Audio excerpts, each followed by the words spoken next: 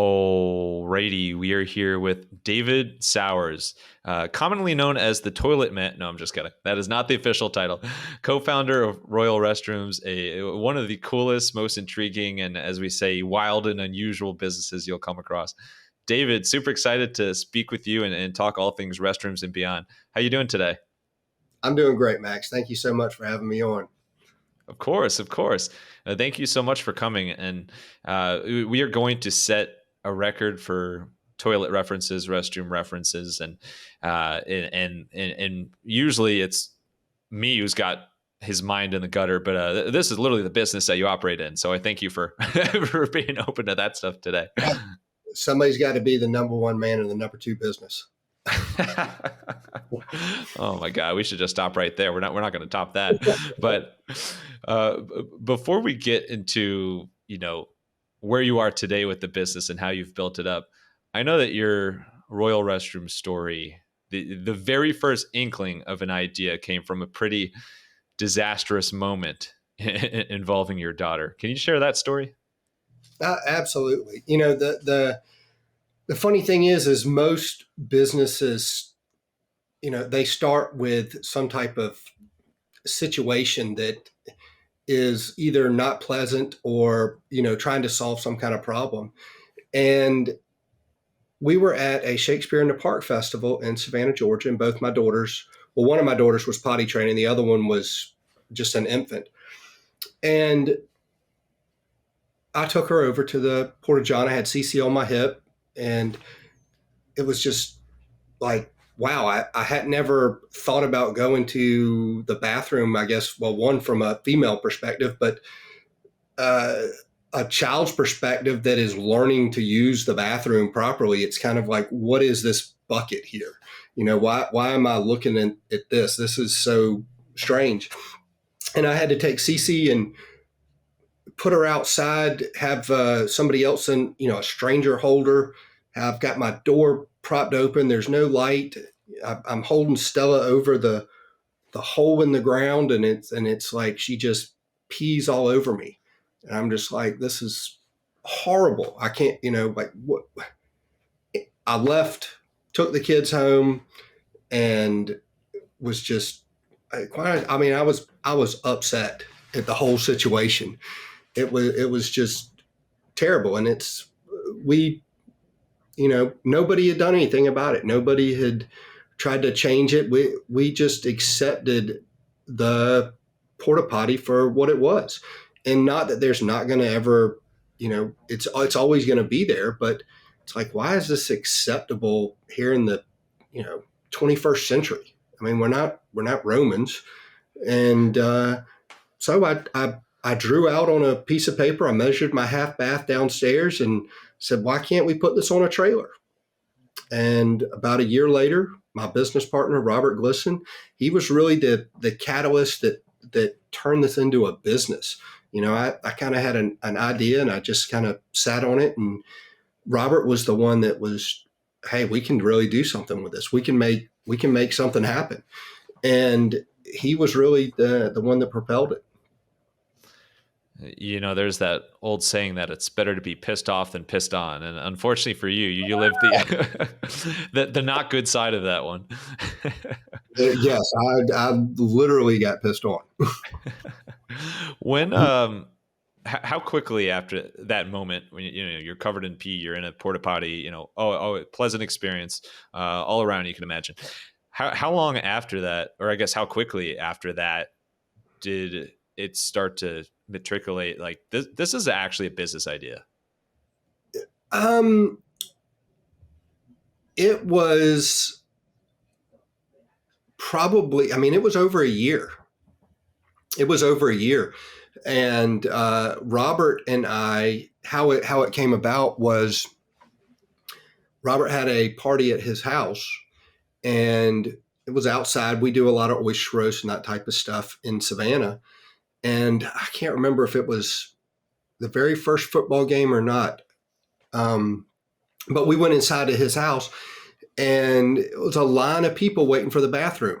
So we walked outside to go use the tree, or in this case, it's out of his house. And I was just like, man, my little bathroom idea would be great for this. And talked to him about the shared with him what I had kind of talked about. I hadn't shared it with anybody else. And we sat up all night long drinking on his dock, talking about what we can do and how we can do it and all that. And the next day, before he got up for church, he knocked on the door and was just like, how much money do you think it'll really take us to start this thing? And we literally started that Monday. Happened on a Friday or Saturday night, and we started the process the next day. Now, this is a very important detail. What was it that you were drinking while you were brainstorming on this? I was drinking either Amstel Light or a Crown and Ginger. Well, a crown and ginger. A crown kind of hints itself. I think maybe it's subtly pointed to some royalty there. So we'll have to credit them or Amstel with having a part in the foundation of this business, which has grown and grown and grown there. And after you had that brainstorm and that long night of talking on the porch, what was your professional situation at that point otherwise? Like, did you have another job at the time, or what'd that look like? Oh, yes. I was a vice president of a local bank in commercial lending, business lending. And Robert was an environmental engineer at another local firm. So, when all of this started, it was just kind of a side hustle. It was just a small gig. People thought we were kind of crazy in what we were doing. And Robert and I we were having a good time. It was getting us out of the house on the weekends, and we were going to different parties and festivals that we didn't even really know were in Savannah. And it was kind of like breathed a little life into us. We were both, I think I was 28 or 29 when we started, and Robert's a year or so older. So we were right there at that 30 benchmark, where it was kind of getting, I guess, status quo, and this business kind of spicing things up. It kind of, it changed things for us. Spicing things up is putting it lightly. So let's get to that spicy. I don't know if we want to keep using that word. Let's get to that Royal Restroom story. So, flash forward, you've built an incredible business, got locations, franchisees, you're franchising all over the country. You worked at some of the coolest events in the world. At some point, you needed to decide to go all in on this business in the first place. What before you even talk about that decision, what were the reactions of those around you when they found out that you were getting more and more entrenched in the royal throne space? Well, back in the day, if you can even say that now, Robert and I have very much had a kind of professional lifestyle. And this was kind of considered, the portable restroom industry, the porta-potty business. And I got essentially asked, do I want to be in the porta-potty business or do I want to be a banker? And, you're not going to be in the porta-potty business and be a banker at the same time. You got to choose. So I kind of had that decision made for me, and it wasn't too long after that Robert did too. So we jumped, full steam into this because all of a sudden we have a family to support. We have debt. We have, we didn't know what was going to happen because we were changing kind of the course of the sanitation industry.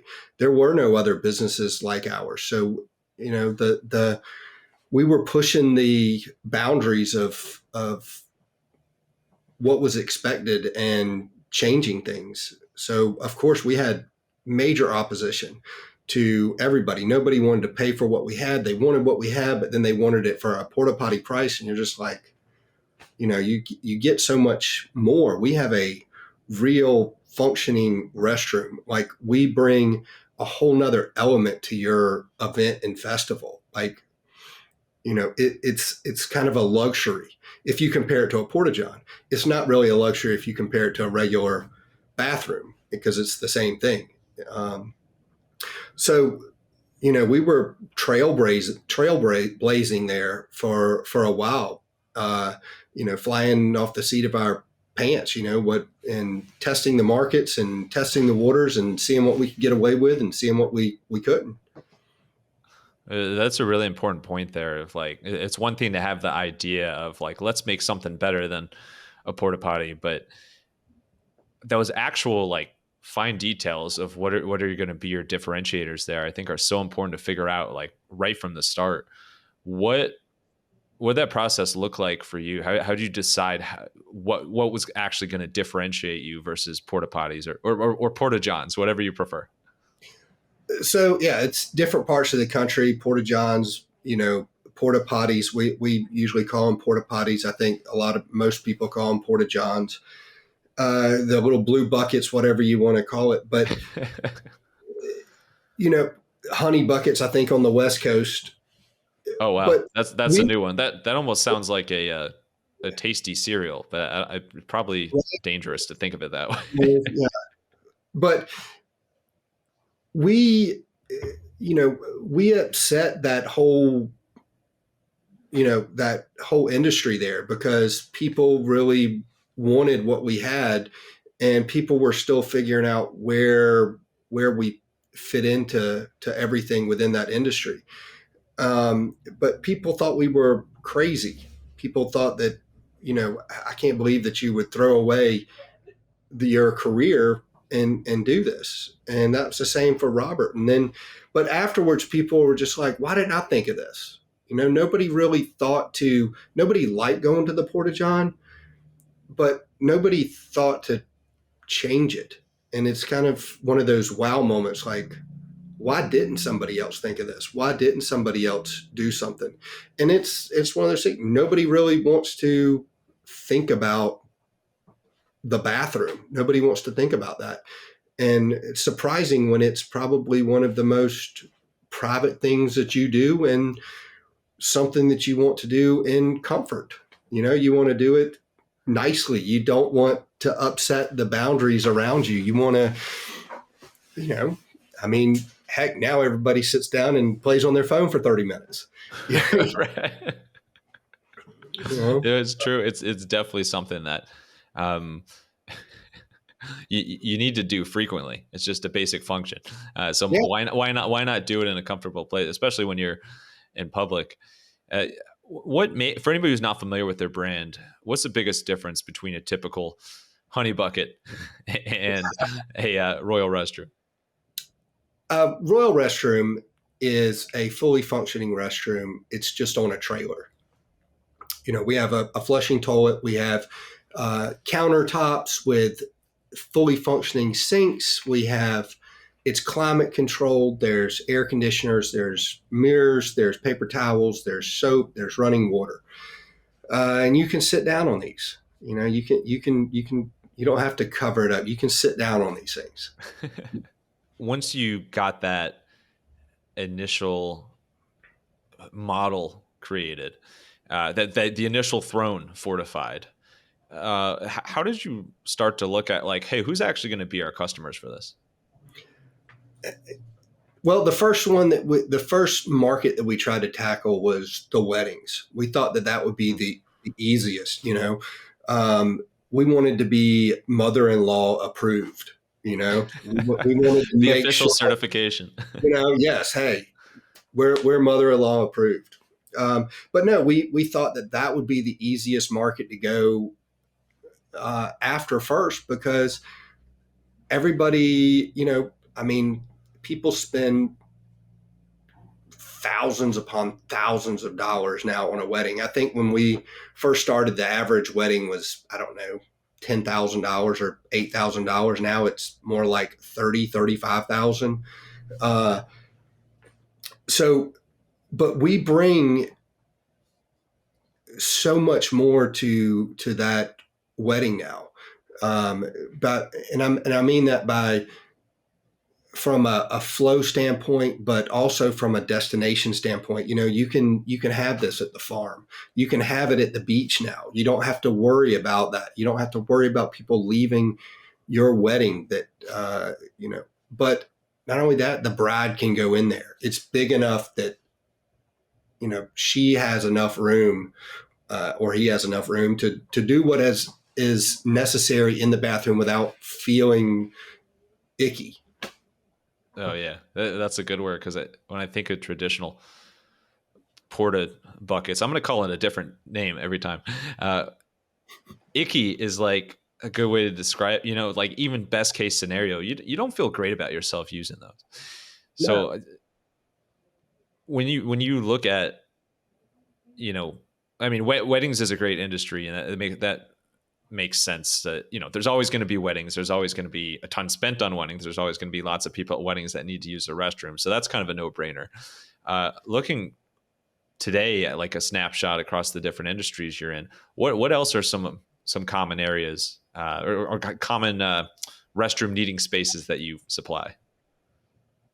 Oh, wow. Well, just about everything now. We branched out. We have branched out from festivals to grand openings to nonprofit events to fundraisers, but uh, emergency response, and a large part of our market of late has been long term kind of business remodels. You know, the OSHA requires so many bathroom facilities to be in a building, and a lot of these older buildings haven't been updated to current uh, laws or standards, and a lot of times they need additional facilities to support the staff that they have. Or like a Home Depot or a Lowe's remodel, whereas it used to take 6-7 weeks to redo a bathroom because they'd redo one bathroom and then the other bathroom and then the other one. Now they can go in and remodel all three of them at the same time and cut their time in half, to 2 or 3 week business remodel rather than having a 5 or 6 week project out there. So restroom trailers have really, they just keep expanding.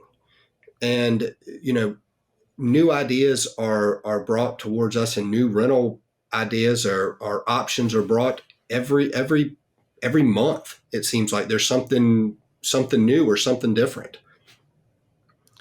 Yeah, I mean, there's an endless need for those basic human needs, as we were saying. But it's really nice that you're able to just not go into like the celebratory and more uh, I guess for profit space, but also helping out when there are disasters or emergencies or areas like that. Like sometimes you need something quick and you need help. So I know you've done so much wonderful work. Even going back to Hurricane Katrina, just unbelievable Yes. stuff there. Well, It, thank you. it, of course. Well, thank you. But when you look across, looking back over the years now, which you've been in business for a couple decades, I'll throw you a congrats for that as well. That's awesome. Thank you. But you've gotten into franchising as well as a way to expand your brand and help out more people in need in different locations.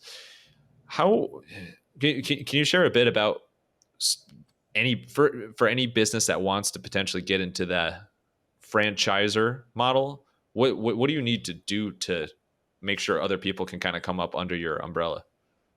Well, for our umbrella, you know, it's not a very lengthy process, but you go through the whole FDA process, filling out the forms, reading it, and it's kind of an approval process. And we're kind of picky about who we let into our organization because we're essentially marrying that person. So we want to make sure that they have the leadership qualities that we're looking for.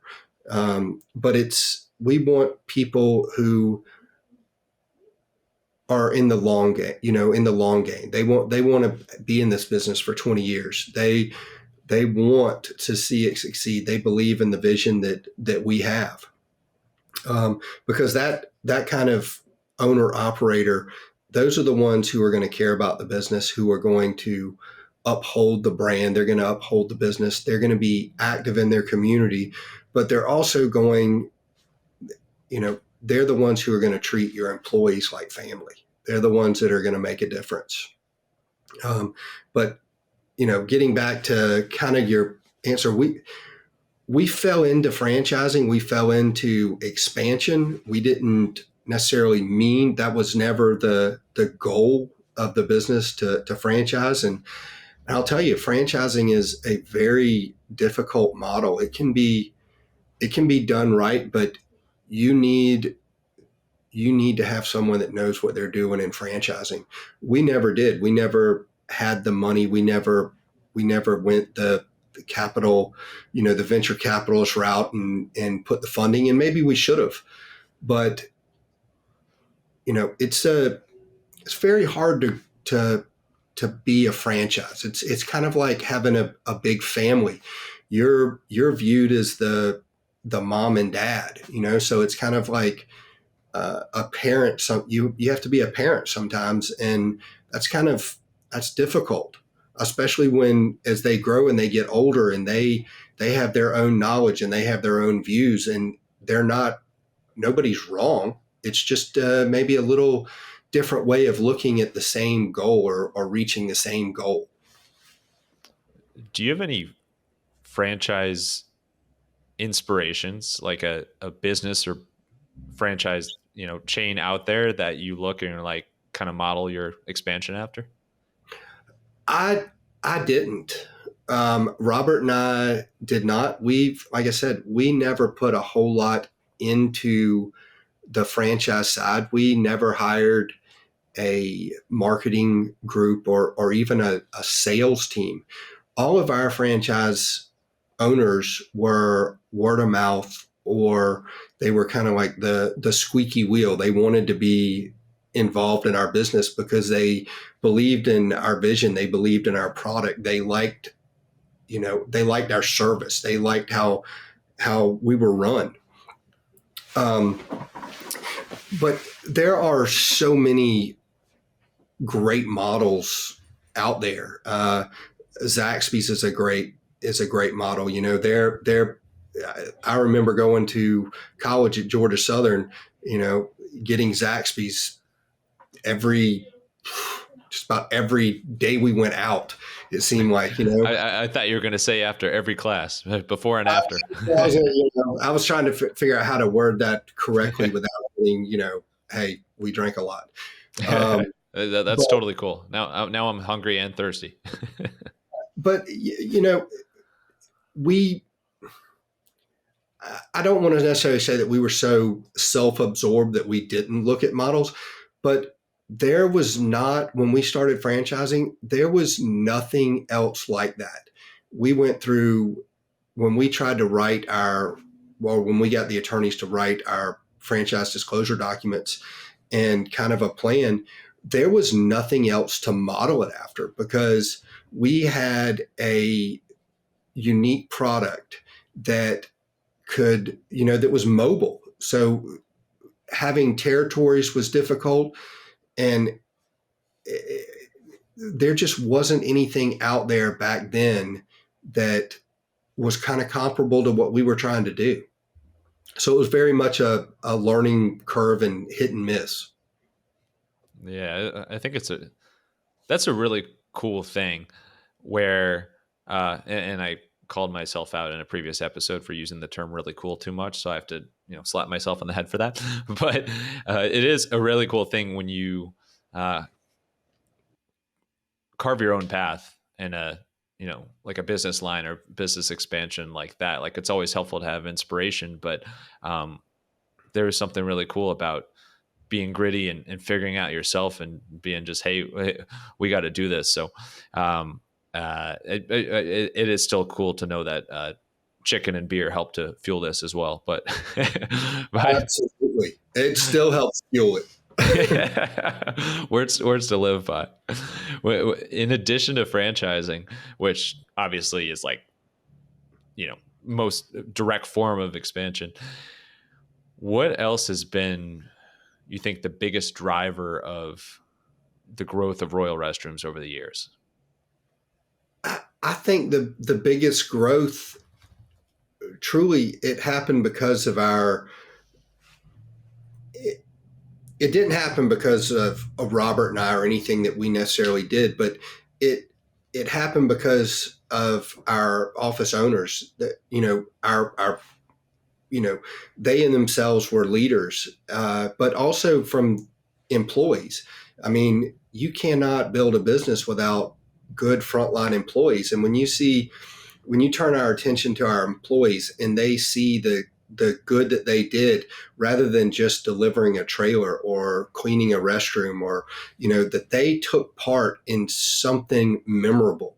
They took part in someone's wedding, they took part in a a major sporting event, or they took care of something in a disaster area. That appreciation and that knowledge of knowing that they what they do has made an impact on somebody else's life, I think really propels the business itself into another whole nother level. And our growth has happened because of really the service industry. At the beginning it was the products, but our growth in the last 10 years has been our consistency and our professionalism and reliability.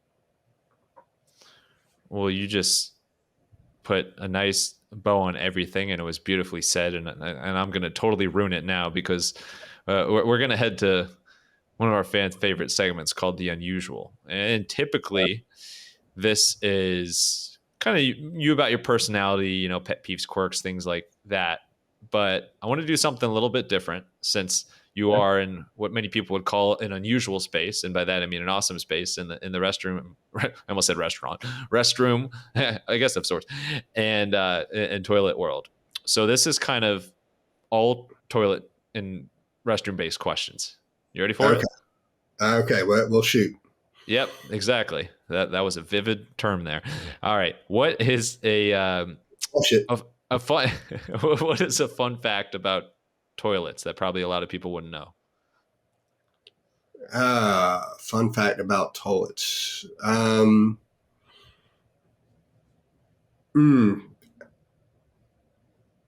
that women are a lot more dirtier than men.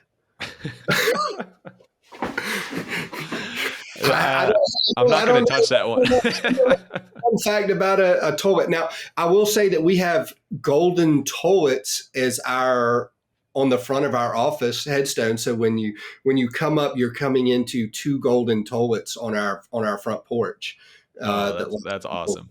come and do. But I don't know. I don't really know about a fun fact. I mean, you got quirky things with people putting, carpet on the toilet seat and foam, Mm. different stuff. But I don't. What's the in that vein or on that throne? What's the most unique, like, I guess, decoration you've seen applied to a toilet or toilet paper even? Well, we also have purple toilet paper. And it's funny because when I go to these trade shows and stuff like that, we have the purple toilet paper out, and everybody is just like, they look at it and they're just like, "You have purple toilet paper?" I'm like, "Of course we do." It's lavender scented too, and they're like, "What?" And they all want to smell it, and you're like, "Yeah, we want to make sure that you come in fresher than you left." And and people, it's just like they just stop and like, I can't believe this, and they're all smelling the toilet paper and look, but anyways, that's something that we like to do. But from a decoration standpoint, it probably would have to be with different plungers and stuff like that, and we've made plungers into flower bouquets and stuff like that. Oh my God. You and team are expert branders. That's awesome. That's shout out previous guest long time ago. well-known keynote speaker Jay Baer, he talks about talk triggers, like what can you do as a brand or for your personal brand, just to share a little something, like something physical that's memorable and gets people talking about it. And that lavender toilet paper is exactly that. So you've nailed that. That's awesome. A plunger flower bouquet is perfect too. That's I think I will not get that for my wife Dana next Valentine's Day, but maybe who knows You, what. No. you can rule it and all. Perfect. All right. What is the most, I guess, unbelievable or unique place that has become your client that you would have never expected? Our most unique client. You can think of it as like a pinch me moment if that helps. Yeah, I'm trying to think, because I mean there are so many, different events that we do that, wow. I'm trying to go back in the days, because I haven't really been that much on the rental side here Yeah. of late. But I would have to say that it's probably more like the celebrity weddings and stuff like that, when you do them, because you have to go through so many NDAs, and they have to pre-approve the bathrooms, and the celebrity brides are walking through it, and they're pointing out all these little knickknacks, and you're just like, oh my gosh, come on. It's crazy. But that's I don't know if I can answer your question accurately. No, that's pretty good, but I don't know if you'll be able to answer my next one. What is there any celebrity wedding that you can shout out, or is that part of the NDA? As my voice cracks. I think we can say him now. We did Justin Bieber's over in Wow. Hilton, and then we did Jennifer, or we did, oh gosh, J Lo and Ben Affleck's wedding here recently as well. Oh my God. Well, congrats on that. You said Jennifer and just left it as a cliffhanger. I'm like, there's a lot of Well, famous Jennifers. She's one of the most famous. I don't know if I can mention her yet. Oh, there's another one. Okay, I won't touch it. No, that's incredible. What so weddings like that and events like that you've already done. What would be a dream place that is not your client yet, but you'd love to supply there? Wow. I always enjoy doing car shows. I love doing the car shows, and I would love to do the car show at Pebble Beach. The Porsche show at Pebble Beach. That's something that I'm a huge Porsche fan, so I would absolutely love doing that. And we do car shows all over the country, but we have not done the Porsche show out there. Anything Pebble Beach just instantly has like a beautiful and It's paradisical, if that's a word, feel to it. So I think that's a really good one. Yeah, it's so breathtaking out there, and it's so strange, to leave San Francisco, and then you go out there and you're just like, I can't believe that this is 20 miles outside the city or whatever, because it's just so beautiful out there. It's probably further than that, but I'm on the East Coast. Can't remember how long it takes me to drive. We're gonna fact check you. We're gonna make you go out with a ruler and confirm. No, all right. As if that wasn't strenuous enough. Let's wrap up with some rapid fire Q&A. But this isn't just about toilets and restrooms. This is about anything. So you're off the throne here. I'm off the hook. I don't have to think too hard and collect my own. Exactly. Those are the hardest questions. These are the second hardest. No. All right. Let's get wild. You ready for it? All right, shoot. All right. And I usually say let's get wild after I ask if you're ready for it. So I even jumped the gun. But Savannah, I know, is known as one of the most beautiful places in the country. I was there when I was really little, but I don't remember it well, so I'm itching to get back. But what is a hidden gem that's maybe not as touristy, but something really, really cool to check out in Savannah if you're in town? Most people, when they come to town, they come for the food, the history, and those sorts of things. The hidden gems are it's just walking around the city. It's finding it. It's exploring the city on your own. Not taking a tour guide or one of the trolleys. It's just walking around and finding what the squares in there say, because they tell their own story that is just fascinating. It is truly fascinating. The city is full of history, from River Street to even out on the east side, where you have Wormslow and Skidaway Island, and the beach is 10 miles away. So the hidden gems are really just getting out there and walking it. Oh, that's beautiful. Now, are you secretly a player for the Savannah Bananas?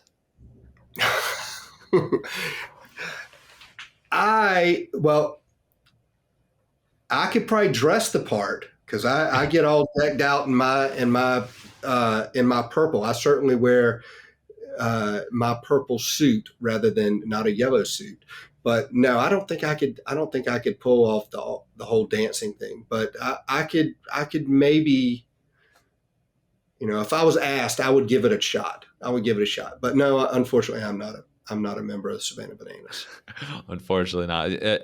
Talk about a brand that has done an incredible job of growing. I mean, they're everywhere. I've seen. I mean, we live in New Jersey, and at Newark Airport, I've seen multiple, like, different families, like totally different kids, different occasions, wearing the banana hat. And I'm like, that brand. Well, obviously, if I was that age now, it's like, yeah, of course I'm going to wear a hat with a banana on it. But they're so fun. It's awesome. That it is. He's done such a phenomenal job with it all, and it was so funny when they first came, and they first started. I don't know what league they're in now. I guess it's like a provisional league or Like an something. independent or something. Yeah. When they first started, they were still part of. I believe they were still part of the major league teams, and they did all of that dancing, and the theatrics with everything, and the people from the other teams, the fans and the players from the other teams, they would be so upset that this is a game, and they actually thought that they were making fun of them, and not being very serious. So it even made it more fun to go and watch, because you would get to see the fans just kind of freak out, and the other players just freak out on what's happening. Like, they just didn't understand it. And now, yeah, it's everywhere. It's everywhere. It's an incredible story to unpeel. See what I did there. Now, I know you went to Georgia Southern. Are you a fan of Georgia, or are you mortal enemies with Georgia? No, I am a fan of Georgia.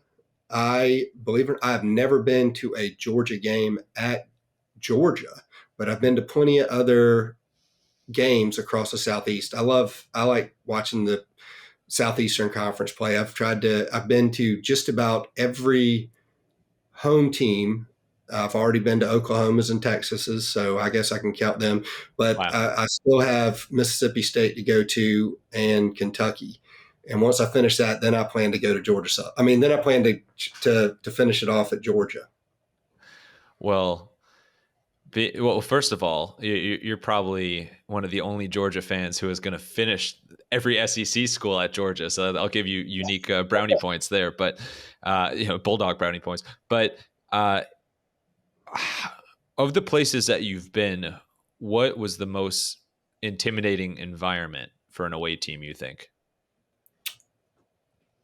I would have to say LSU. At least Yeah. in my perspective, LSU is very intimidating.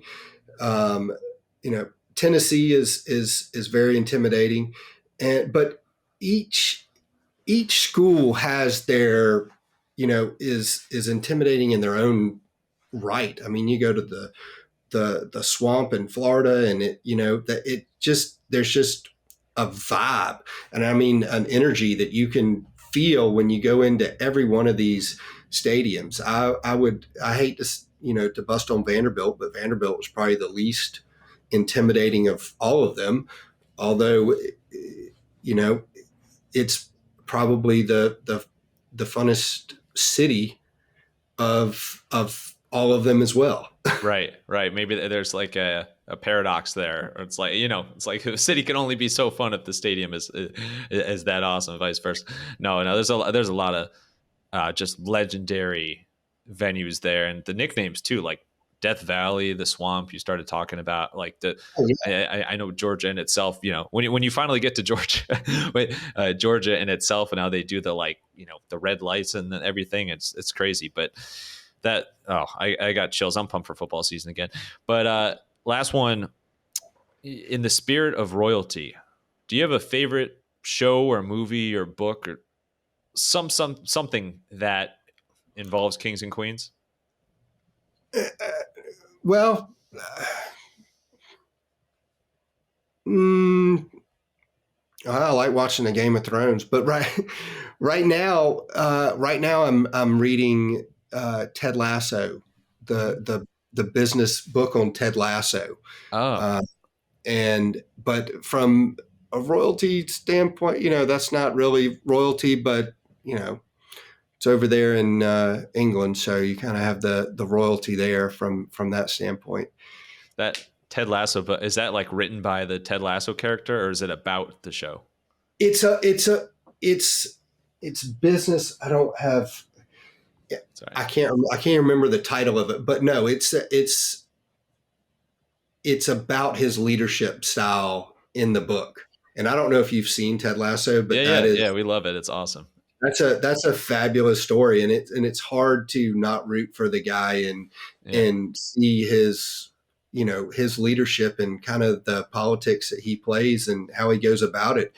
I think that it's that's a fun way to try to be a leader, because life is just so daggum stressful that the your workload just adds to it, and he seemed to brush it off and have such a good spirit about it. So I saw that book, and my assistant picked it up for me, and so that's what I'm reading right now.